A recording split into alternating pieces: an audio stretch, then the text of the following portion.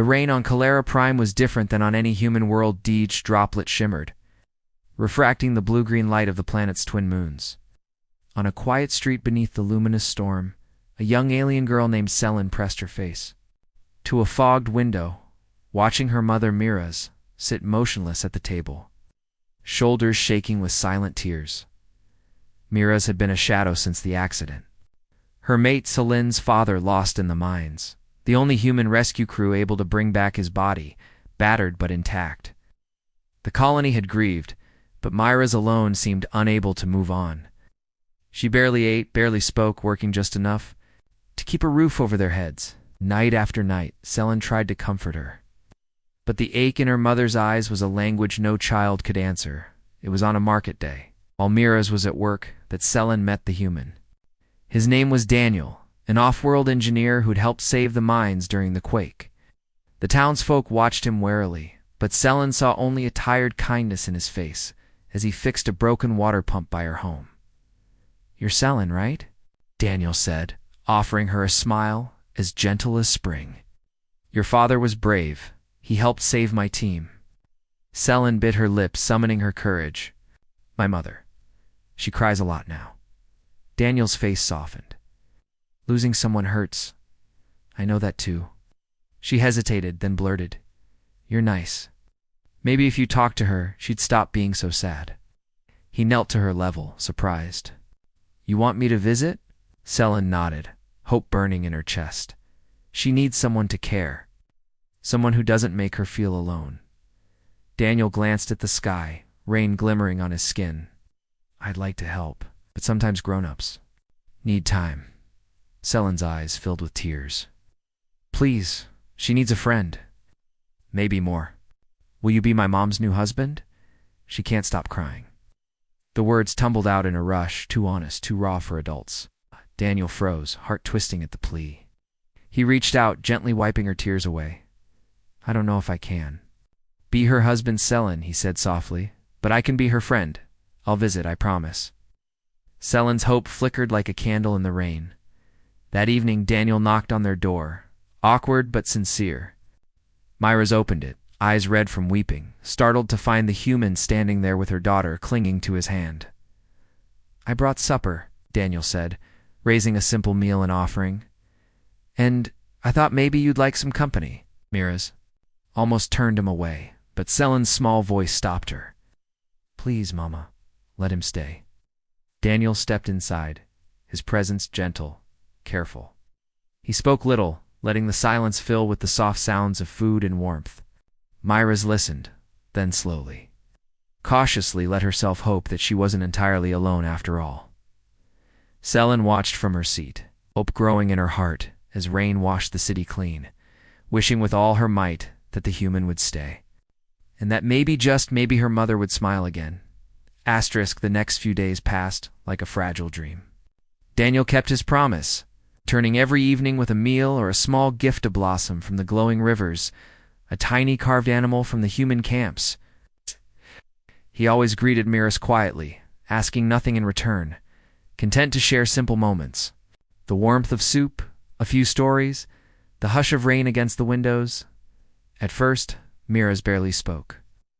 Grief still weighed on her, heavy as stone, and she moved through her days as if half awake. But Selin watched something begin to change. Each night, her mother lingered a little longer at the table, her silence turning from emptiness to something softer listening, even if she didn't always reply. Daniel never pushed. He fixed broken shelves, helped with chores, and played gentle games with Selin, who clung to him like a lifeline. For her, Daniel became a safe place, someone who would answer her questions, laugh at her jokes, and when nightmares came, sit by her bedside until she fell asleep again. The townsfolk, however, whispered. Human and alien pairings were rare on Calera Prime, and grief was a private thing, not to be touched by outsiders. Some of Miras's friends turned away, muttering about propriety and the risks of letting a human too close.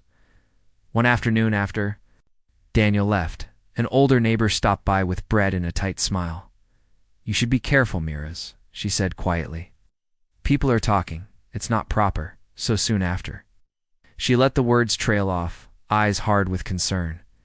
"Miras, felt the old shame rise in her chest, but this time, something within her pushed back. She remembered Daniel's patient kindness, the way he never asked for anything, but offered everything he could.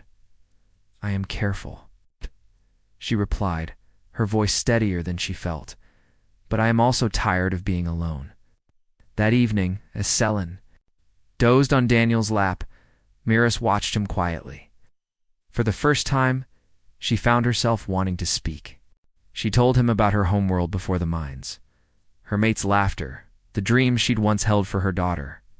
Daniel listened without judgment, eyes kind and bright in the lamplight.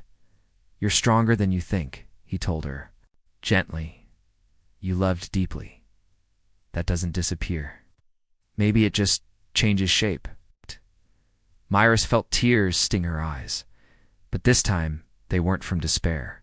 For the first time since her loss, she let herself wonder if healing was possible and if she deserved it. As the rain faded and the stars blinked awake above the city, Selin stirred and whispered, half asleep, "Will you come back tomorrow?" "Daniel," he smiled, brushing a stray lock of hair from her brow. "I promise. As long as you need me, I'll be here." And in the quiet, Miras realized she wanted him to keep that promise not just for her daughter, but for herself. Days melted into weeks, each one a little brighter than the last. Daniel became part of the rhythm of Miras and Selin's lives, helping with repairs, sharing laughter over awkward human jokes, sitting in gentle silence while the rain played its song across the city's roofs. Selin blossomed, her laughter returning. In bursts, her nightmares less frequent. She took to shadowing Daniel, learning to fix things and surprising him with the questions only a child could ask. Sometimes, he caught her watching him and Miras with wide, hopeful eyes, as if she were willing happiness into existence. But grief, Miras discovered, was a patient shadow. Some nights she found herself weeping when no one could see her chest, aching with guilt for every moment she felt herself begin to hope. The memory of her lost mate would rise as laughter, his promises, the love that once seemed endless. Daniel saw the struggle.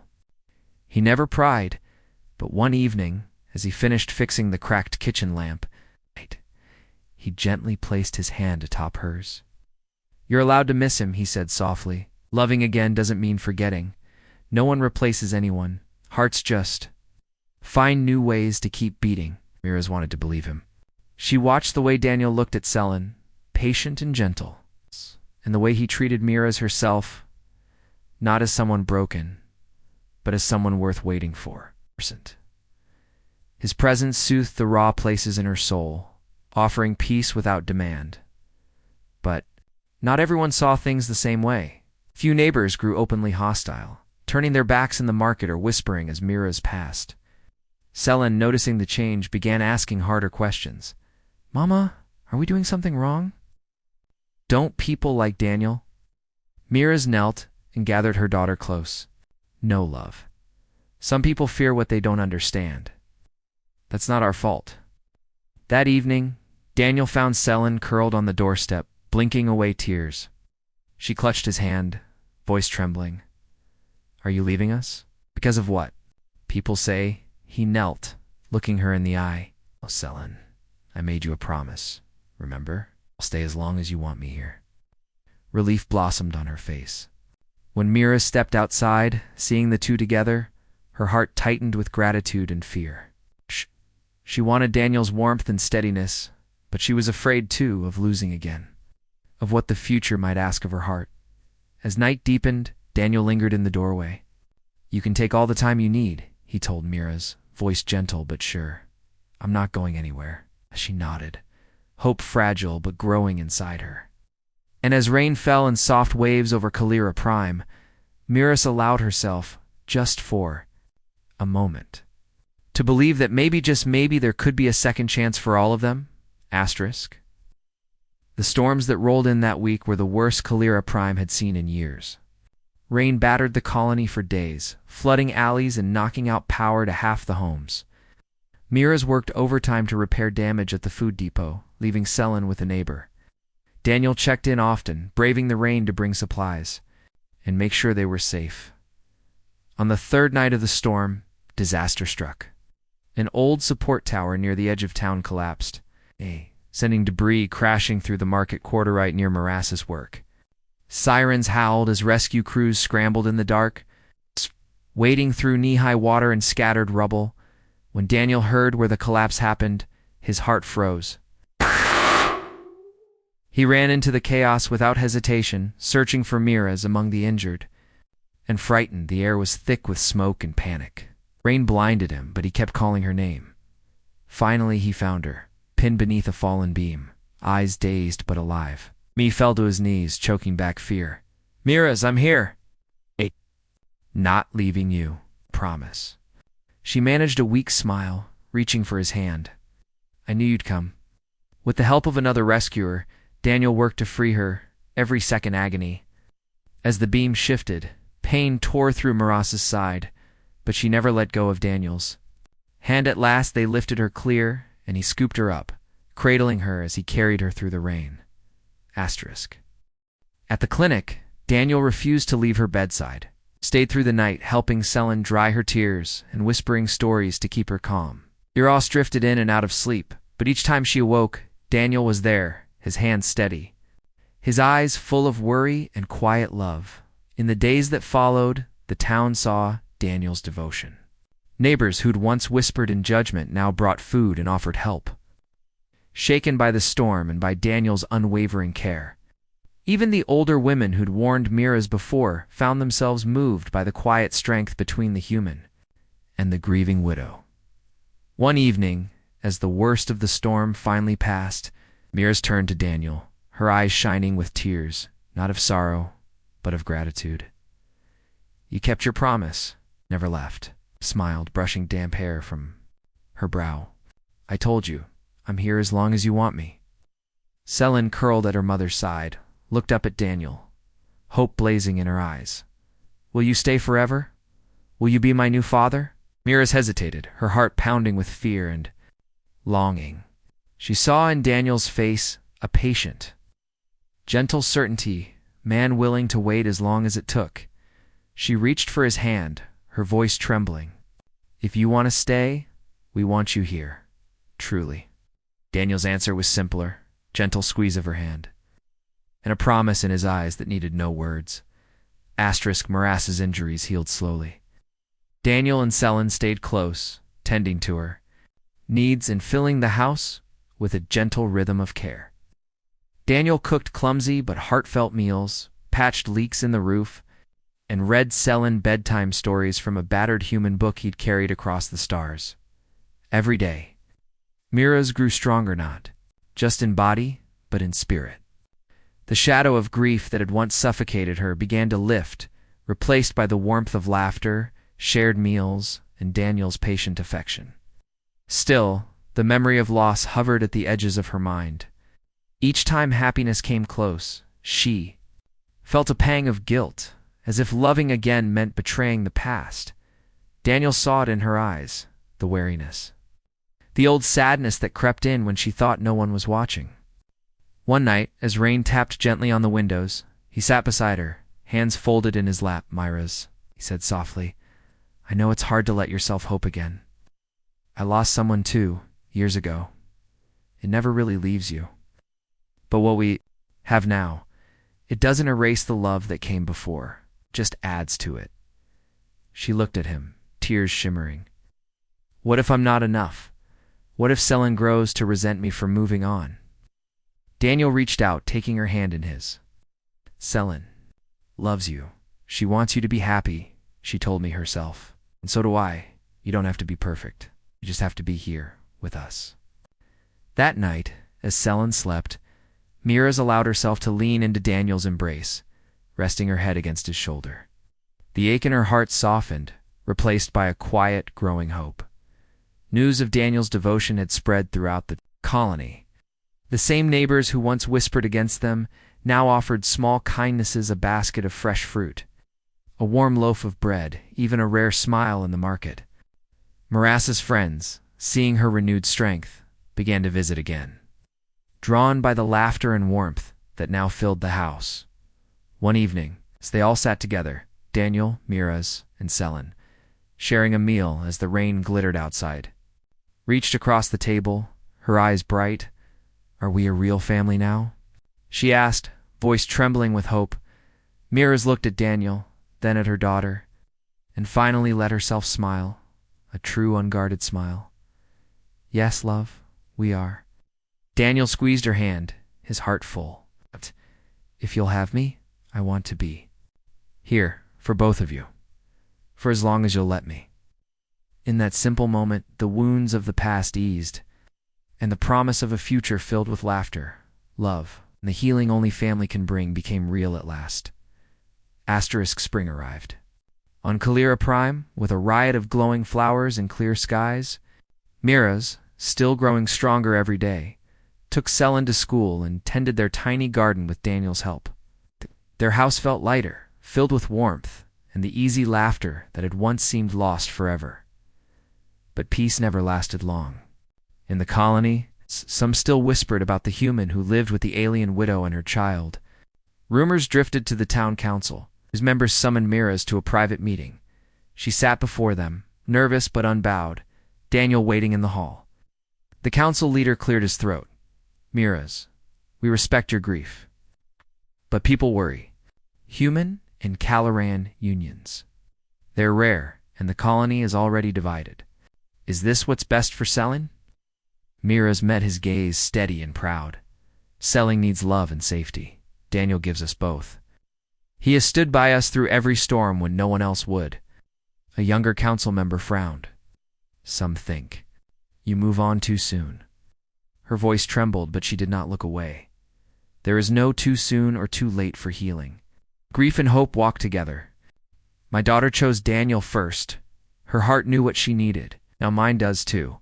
The council conferred, then nodded. "If this is truly your wish and Daniel's intentions are sincere, you have our blessing. But understand this is your choice and yours alone." Miras left the meeting shaken but relieved. Daniel met her outside, his eyes searching. "What did they say?" She smiled through tears. "They wanted to know if I was sure. I am. I choose you, Daniel. I choose us." He gathered her in his arms, the promise unspoken but clear in every heartbeat. That night, supper, Selin beamed with pride as Miras and Daniel told her the news. "We're a family," Daniel said, voice choked with joy, "no matter what the world says." Selin threw her arms around them both. For the first time, there was no shadow on Miras's heart, only gratitude for the courage to begin again. And for the human who'd given her hope. Word spread quickly, the widow had chosen happiness. And the colony, once so cold, found itself changed by her strength. Asterisk the seasons turned, and with them, the small family's new life blossomed. Miras and Daniel no longer watched as curiosities, but as quiet examples walked the streets together, hands entwined. Selin darting between them with laughter bright as sunlight. Their home became a place where friends lingered, where stories and meals were shared without suspicion or shame. Neighbors who'd once whispered now brought gift scuttings for the garden. Toys for Selin, invitations to festivals. Miras saw in their eyes the slow, steady shift from doubt to respect. Daniel became known for his easy kindness, fixing broken things, mending fences both literal and figurative, always with Selin at his side. Miras's grief never disappeared, but its sharp edges dulled, woven into the tapestry of her days. She spoke often of her lost mate, and Daniel listened without jealousy, honoring the love that came before. In time, the house filled with new memories. Selin's first day at school, the first harvest from their garden, laughter that sometimes brought Miras to tears for reasons she no longer feared. One evening, as the three of them watched the twin moons rise, Selin nestled between her mother and Daniel. "Are you happy, Mama?" she asked, eyes searching. Mira smiled, brushing a lock of hair from her daughter's face. "Yes, love, I am, because I was brave enough to hope again." Squeezed her hand, his own eyes glistening. "You both saved me too."